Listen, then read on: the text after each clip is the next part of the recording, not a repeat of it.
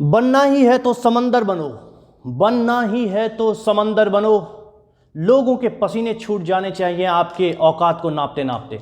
नमस्कार दोस्तों, मैं आनंद कुमार आप लोगों का आपके अपने YouTube channel life time learning with Anand Kumar में हार्दिक स्वागत करता हूं और आशा करता हूं कि आप लोग जहां कहीं भी होंगे स्वस्थ होंगे, मस्त होंगे। आइए दोस्तों, आज के इस सेशन की शुरुआत की जाए। हम लोग क्या कर रहे थे, ब्लड रिलेशन, और ब्लड रिलेशन में भी पजल फॉर्म 2 लेक्चर हमने किया है इस पे। एक में हमने पूरी बेसिक कंसेप्ट की बात की है, दूसरे में हमने कुछ अच्छे क्वेश्चन बनाए हैं और कुछ आपको दिए थे बनाने के लिए, जिसे मैं चेक करके आपको करेक्ट करके बता दूंगा, ठीक है। इसके अलावा आज के सेशन में हम लोग प्रीवियस ईयर जितने भी क्वेश्चन आए हैं उसको डिस्कस करेंगे, देखेंगे कि हमने जो सीखा है क्या हम उसे अप्लाई कर पाते हैं कि नहीं हमारे अपने पेपर पे, ठीक है। अगर हम कर पाते हैं तो इससे अच्छी बात और कुछ नहीं हो सकती।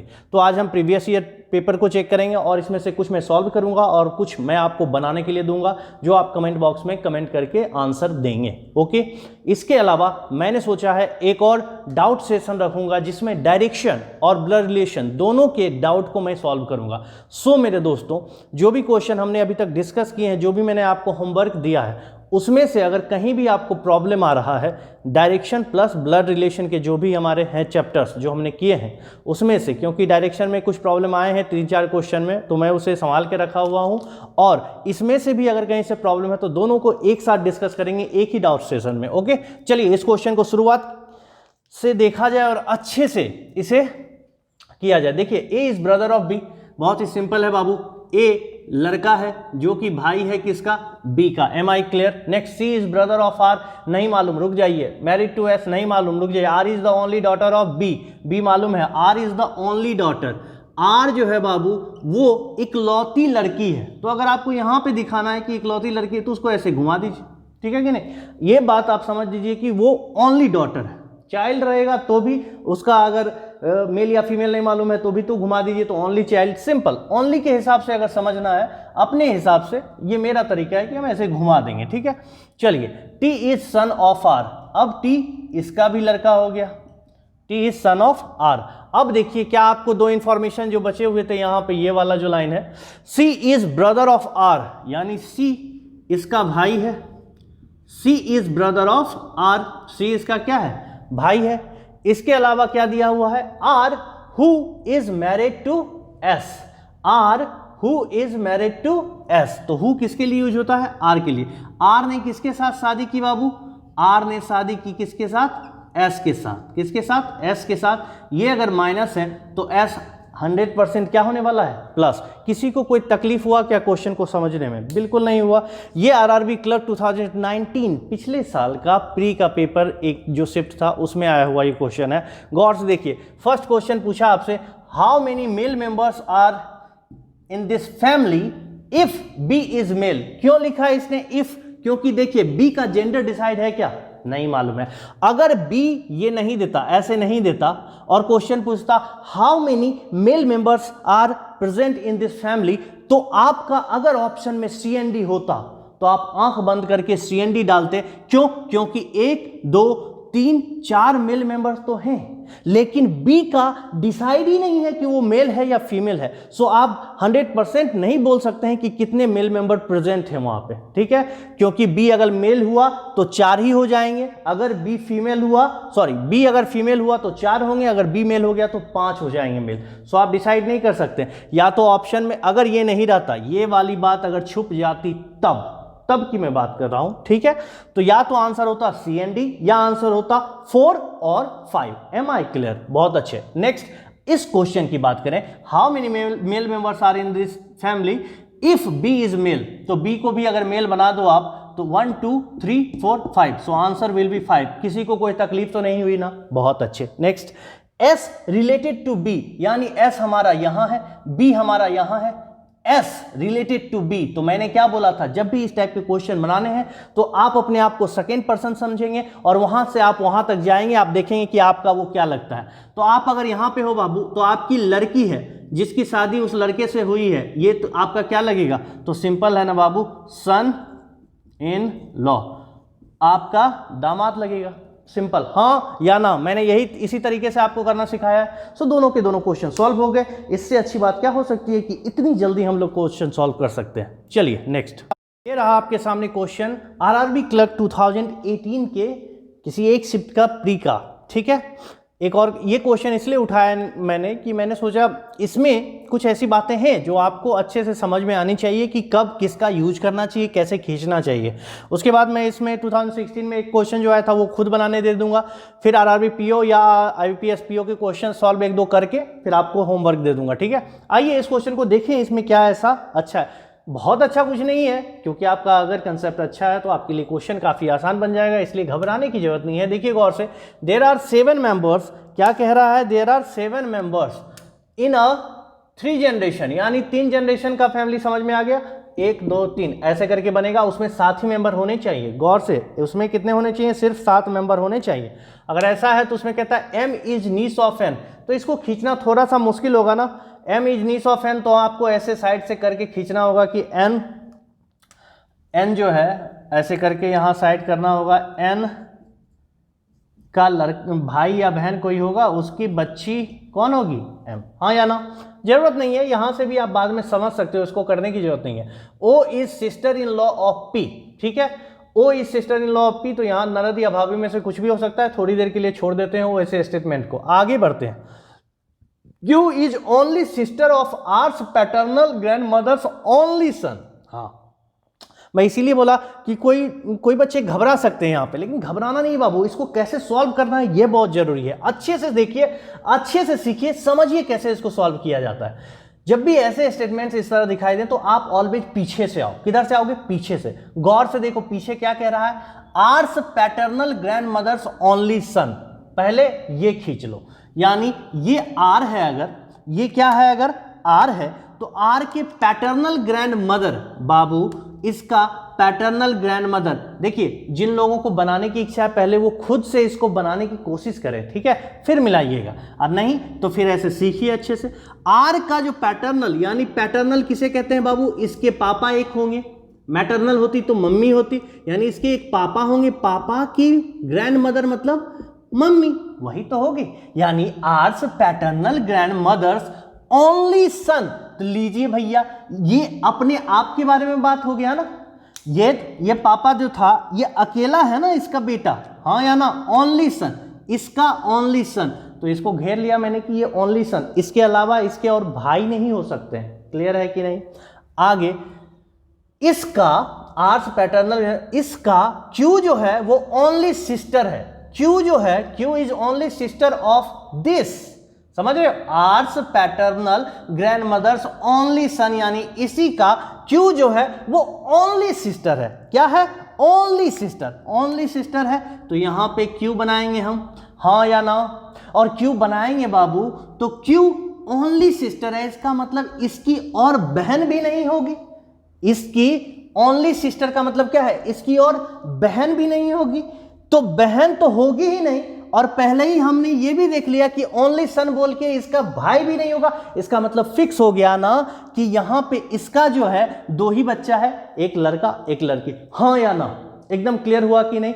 अगर ये क्लियर हो गया तो आगे बढ़ते हैं और देखते हैं, इसका काम खत्म। तो ऐसे ऐसे पकड़ना है, कहां से क्वेश्चन के किस जगह से उठाना शुरू करना है, ऐसा नहीं कहीं से भी शुरू करके फंस गए, घूम रहे हैं, नाच रहे हैं, पागल हो रहे हैं, ऐसा नहीं करना है, ठीक है। आगे बढ़िए, देखिए N and P are not related by blood, बहुत अच्छे। एन और पी जो है वो ब्लड से रिलेटेड नहीं है, इसका मतलब है बाबू वो किसी और अलग अलग फैमिली से बिलोंग करते हैं, ठीक है, बात समझ रहे हो। अलग जरूर शादी हुई होगी उसके भाई के, उसके बहन के, उसके साथ, क्लियर है। ऐसे S has only 1 grand daughter, इसका मतलब जरूर है कि एस फर्स्ट वाले जनरेशन यानी 3 जनरेशन है, तो इसकी अगर ग्रैंड डॉटर है तो एस ऊपर वाले जनरेशन में होगी और नीचे एक ग्रैंड डॉटर जरूर होगी, ये बात क्लियर होगी। एक ही ग्रैंड, ओनली 1 लिखा है, 1 नहीं लिखा है, ओनली 1 लिखा है, बात समझ रहे हो कि नहीं, यानी एक ही ग्रैंड डॉटर नीचे होगी। अब आते हैं बचे हुए स्टेटमेंट्स पे, क्या कह रहा है जरा गौर से देखें तो बाबू, कहता है M is niece of N. तो गौर से देखो, ऐसा कहां पॉसिबल है, देखो ऐसा कुछ होना चाहिए कि एन आना चाहिए मार्केट में और एन का जो भाई या बहन किसी की एक बच्ची, तो मुझे एक ऐसा पॉसिबिलिटी यहां पे दिख रहा है कि नहीं, तो ऐसा पॉसिबल है कि नहीं यहां एन हो जाए, हाँ या ना। तो एक बार माइंड में करके, जब बहुत सारे क्वेश्चन बना लोगे ना तो माइंड में इसे करके आप चेक कर लोगे, अच्छा यहां रखने से वो गलत हो जाएगा, सही हो जाएगा। अगर सही हो गया तो बहुत अच्छी बात है, जैसे एन यहां रखा हमने, तो इसकी बहन का, यानी अगर यहां पे m हो जाए तो देखो m n की नीस बन गई कि नहीं, हाँ या ना, तो ये क्लियर हो गया। O is sister in law of P, O जो है वो सिस्टर इन लॉ बननी चाहिए किसकी, P की। और एक बात बहुत अच्छे से, N और P जो है, N और P सेम फैमिली के यानी ब्लड रिलेशन में नहीं आएंगे, ना भाई ना बहन ना पापा ना मम्मी। बात समझ रहे हो कि नहीं, यानी सिंपल सी बात है ना। गौर से देखो किसको सिस्टर इन लॉ बनना है, ओ को, ओ को, यानी ओ लड़की होनी चाहिए ना। तो सोचो ऐसा हो सकता है नहीं यहाँ बाबू, गौर से देखो तो इसके बच्चे हैं यहाँ पे, अगर हम ओ की शादी करवा दें, हाँ या ना, तो ओ लड़की बन गई, ओ सिस्टर इन लॉ बन जाए किसके, पी की, और पी एन की फैमिली में भी ना आए, तो इतना तो फिक्स ही हो गया था, एन और क्यू को छोड़ के इसका कोई बच्चा भी नहीं है। तो ऐसा भी हो सकता है ना कि यहां पे शादी ये किससे कर ले, पी से, हाँ या ना। और पी क्या होगा, लड़का, क्योंकि इसकी शादी किसके साथ हो रही है, लड़की के साथ। सो ओ लड़की पी लड़का, ओ सिस्टर इन लॉ बनी कि नहीं पी का, इतना बताइए, हाँ या ना। ओ पी की सिस्टर इन लॉ बनी या नहीं, बन गई ना।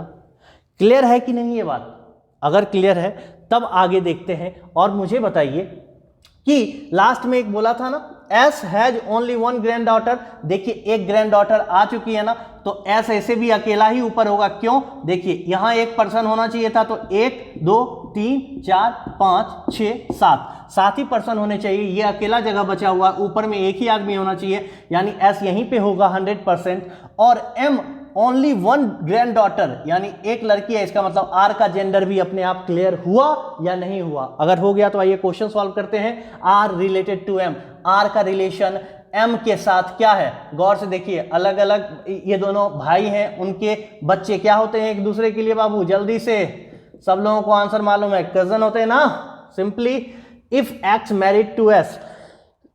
अब देखिए यहां कंडीशनल क्वेश्चन डाला, एस के साथ यहां कोई नहीं शादी किया हुआ था, वो डाला ही हुआ नहीं था, तो अब बोलता है अगर x की शादी s से हुई हो, शादी होगी तो ऑब्वियसली x लड़का हुआ होगा, यानी x रिलेटेड टू q, यानी x अगर यहाँ है और q आपका यहाँ है, तो q की मम्मी s है तो पापा हुए ना रे, यानी आंसर क्या होने वाला है इसका, फादर। एम आई क्लियर और नोट दोस्तों, बहुत ही आसानी से एक अच्छा क्वेश्चन हमने सॉल्व कर लिया। बात समझ रहे हो कि नहीं, अब आगे बढ़ो और तुम लोग क्वेश्चन को सॉल्व करो, मैं एक दो क्वेश्चन और सॉल्व करवा के तुम्हें दे देता हूं होमवर्क। चलो नेक्स्ट, वो आरआरबी क्लर्क 2016 के प्री का पेपर है। आप लोग क्या करोगे, इसका स्क्रीनशॉट लोगे, इसमें 4 स्टेटमेंट दिए गए हैं, आप देख लो, इसके आधार पे एक पिक्चर बनाओगे और उसके आधार पे 2 या 3 क्वेश्चन है, मैं अभी दे दे रहा हूँ, ठीक है। लो, उसके नीचे 4 क्वेश्चन आए थे, इसको बनाइए और फटाफट कमेंट बॉक्स में कमेंट कीजिए, ठीक है।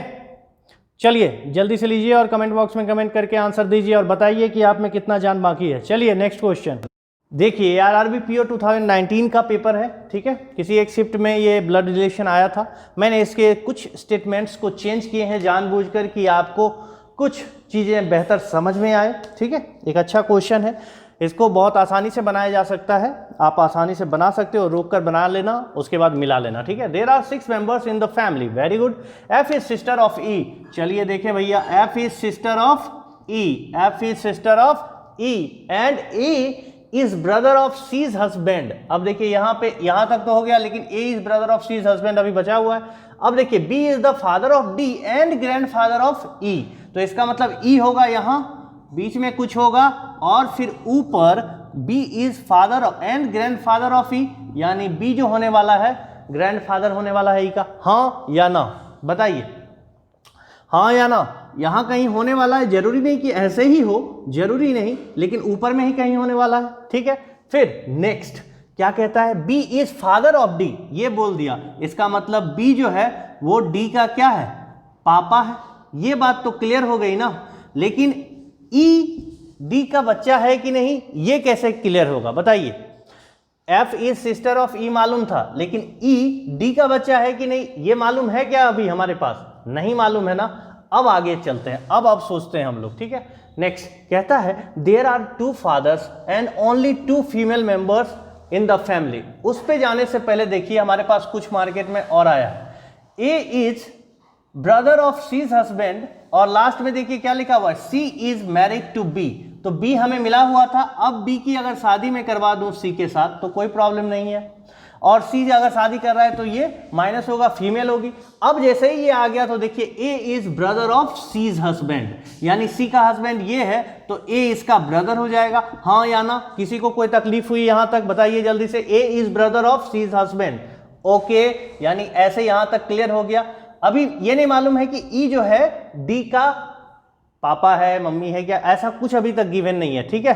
अब आते हैं एक दो और बातें हैं, गौर से देखिए क्या कह रहा है। देयर आर टू फादर्स, क्या कह रहा है? There are two fathers. तो देखिए एक तो फादर बन रहा है बी, और दूसरा फादर बनने की किसके अंदर कैपेबिलिटी है यहाँ पे, और किसी के फादर बनने की कैपेबिलिटी है यहाँ पे। गौर से देखिए तो सिर्फ और सिर्फ डी ही बन सकता है ना, सो डी को आप क्या करेंगे? Father. There are two fathers, दो फादर होने चाहिए आपके इस फैमिली में, वेरी गुड। तो एक बी तो पहले से मौजूद था, अब डी इसका पापा बन जाएगा, ये कंफर्म हो गया। उस टाइम हमने खींचा था सिर्फ ग्रैंडफादर के रिलेशन को दिखाने के लिए। एम आई क्लियर और नॉट बच्चों?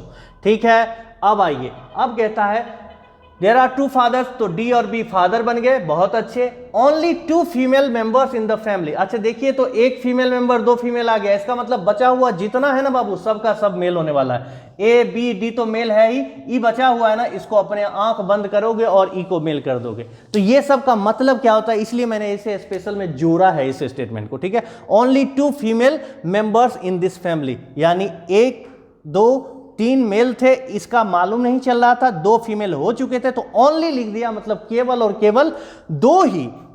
केवल दो ही फीमेल मेंबर होंगे, इसका मतलब बचा हुआ जो है वो मेल होगा, कंफर्म हो गया। Only two female members, okay. चलिए C is married to B तो हमने ये कर लिया, यानी देख रहे हैं आप 6 मेंबर आ गए, 1 2 3 4 5 6, तो टोटल 6 आ गए, हमारा काम खत्म हो गया, हमारा क्वेश्चन बन जाएगा इतने से। क्या कह रहा है हमसे? हु इज एफ्स मदर, मतलब एफ की मम्मी कौन होगी बताइए। मार्केट में कोई दिख रहा है क्या? 6% दिया हुआ था, यहाँ पे मालूम ही नहीं है कौन है, इसका मतलब इसका आंसर क्या होने वाला है? C and D can not be determined. Am I clear और नॉट बच्चों?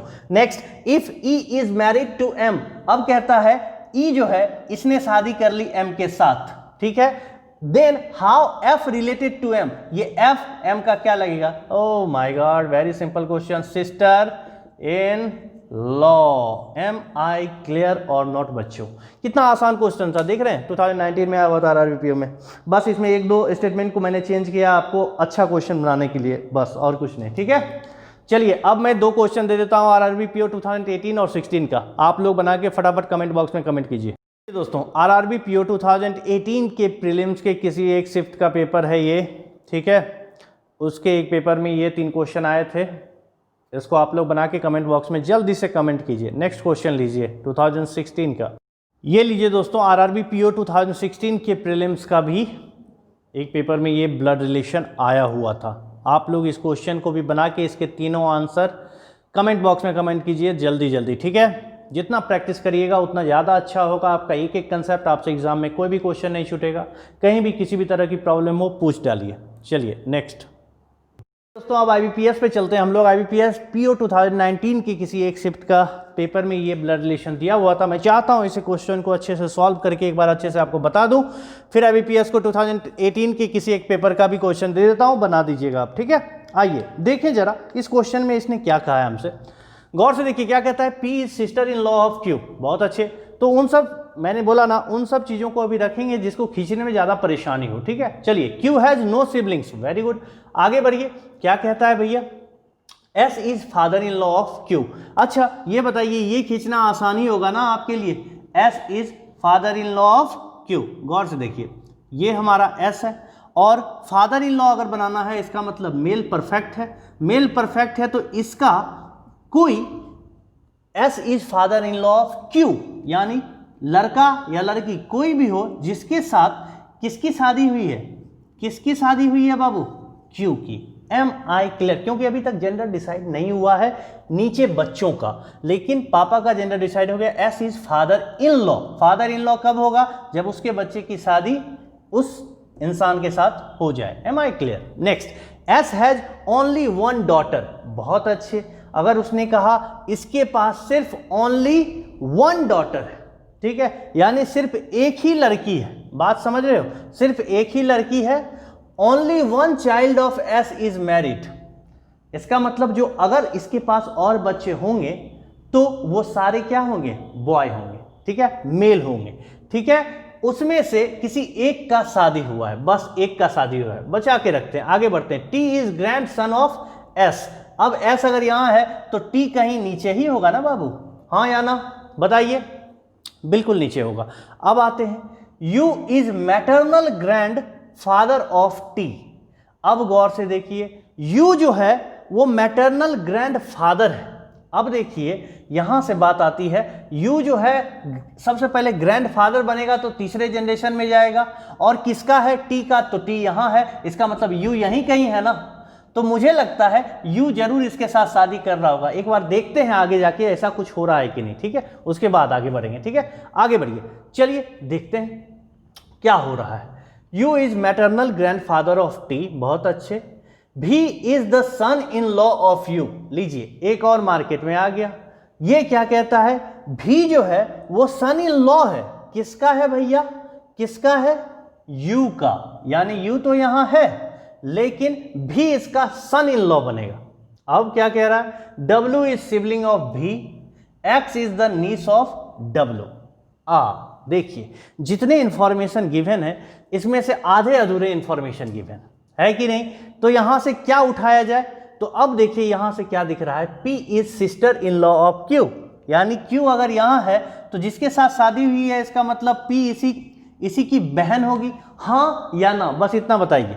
या फिर इसका कोई भाई रहा होगा जिसके साथ उसकी शादी होगी, तो अभी नहीं है ना भाई, तो अभी भाई नहीं है तो जबरदस्ती भाई को नहीं घुसेड़ना है, ठीक है। जब जहां तक है उतने में अगर बन जाता है तो काहे जबरदस्ती लाना, ठीक है।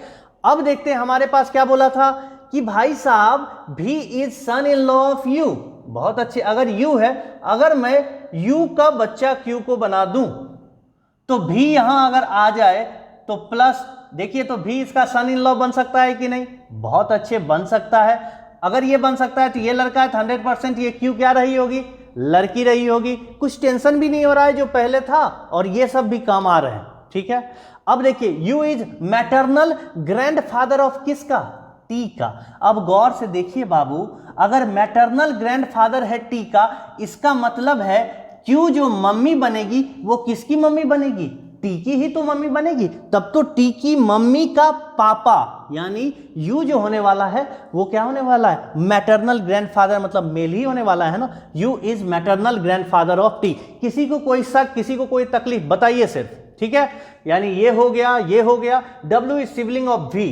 अब देखिए फिर कहता है डब्ल्यू जो है इसी का सिबलिंग है। ये नहीं बताया कि उसका जनरल क्या है, ठीक है, उसका जेंडर क्या है, उसका जेंडर क्या है ये नहीं बताया है, लेकिन ये बता दिया है कि इसी का सिबलिंग है। Okay, next, X is the niece of W.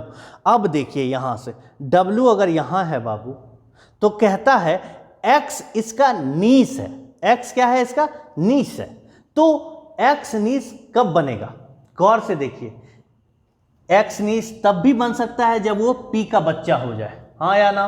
X नीस तब भी बन सकता है जब वो भी का बच्चा हो जाए। लेकिन पी का बच्चा क्यों नहीं हो सकता बाबू, क्योंकि यहां पे बोल दिया है क्या बोला है, गौर से देखिए, यहां बोला है only one child of S is married, only one child of S is married. और ब्लड रिलेशन में नॉर्मली जब तक चीजें नहीं दी रही कि पी का बच्चा है एक्स, ऐसा अलग से ना दे दिए, सिंगल पेरेंटिंग ना दिया रहे, तो आप उसको वही मानेंगे जो मैरिड कपल के बच्चे होते हैं। यानी यहां पे एक्स जो होने वाला है वो किसकी बहन होने वाली है, वी की बेटी होने वाली है, टी की बहन होने वाली है। यानी भी और क्यू का बच्चा ही होने वाला है कौन, एक्स। एम आई क्लियर और नॉट, क्योंकि यहां साफ शब्दों में उसने बॉन्ड कर दिया है इस चीजों को कि only one child of S is married एक चाइल्ड हो चुका है ना, हाँ या ना। अगर हो चुका है तो इसका मतलब सिर्फ उसी के बच्चे हो सकते हैं, क्योंकि उसने बॉन्ड कर दिया है चीजों। नहीं बॉन्ड करता तो हो सकता था पॉसिबिलिटी कि पी का भी हो जाए। ओके दोस्तों, अब नेक्स्ट, क्या कह रहा है हमसे? सारा काम हो गया। P is sister in law of, बहुत अच्छे। Next Q has no sibling, बहुत। क्यू हैज नो सिबलिंग, देखिए हमने उस टाइम बात की थी यही चीज, क्यू हैज नो सिबलिंग, तो इधर तो एस की सिस्टर इन लॉ बनने का कोई चांस ही नहीं है, ठीक है। S has only one daughter, S के पास सिर्फ, अब देखिए यहां से कांड, फिर एक यही सब चीज होता है, एक एक चीज, ठीक है। S has only one daughter, एक डॉटर आ गई ना बाबू, कौन? पी, इसका मतलब इसके पास जो और बच्चे हैं सारे के सारे क्या होने वाले हैं? मेल, यानी डब्ल्यू का भी क्लियर हो गया कि नहीं? मुझे सिर्फ बताइए इतना, हाँ या ना। Clear? Next, only one child of S is married, बहुत अच्छे, खुशी की बात है। T is grandson, T is grandson of S, तो टी का भी तो जेंडर क्लियर है ना, ग्रैंडसन। यू इज मैटरनल, बिल्कुल सही, मैटरनल वो तो किया ही हमने। V is son in law of U, बहुत अच्छे, भी सन इन लॉ बन गया यू का। फिर W is sibling of V, बिल्कुल सही है। X is niece of W. कोई दिक्कत हुआ बाबू? एक एक चीज को अच्छे से समझ लिए कि नहीं तुमने? चलिए अब हो गया तो क्वेश्चन में ये डब्ल्यू रिलेटेड टू टी बाबू, डब्ल्यू टी का क्या है बाबू? सिंपल, जो एक्स का है वही टी का है, यानी डब्ल्यू टी का क्या है? अंकल है। क्या है? अंकल है। अगर मोर स्पेसिफिकली मैं तुमसे पूछूं कि कैसा अंकल है डब्लू, मैटरनल अंकल है या पैटर्नल अंकल है, तो तुम क्या बोलोगे बाबू? जल्दी से बताओ आंसर, क्या बोलोगे तुम? तुम बोलोगे भैया सिंपल सी बात है, टी के पापा, क्योंकि मम्मी का अलग फैमिली है, टी के पापा का भाई है, तो मतलब टी के पापा का भाई मतलब पैटर्नल अंकल। ओके और नोट, एक एक चीज को समझिए। एक्स रिलेटेड टू यू बाबू, एक्स जो है वो यू का क्या है? यू कहां है? यहां, और एक्स कहां है? यहां, तो दो जनरेशन नीचे, या तो ग्रैंड सन होता है या ग्रैंड डॉटर होती है, लड़की है, इसका मतलब ये क्या बनने वाली है? GD, granddaughter. क्लियर है?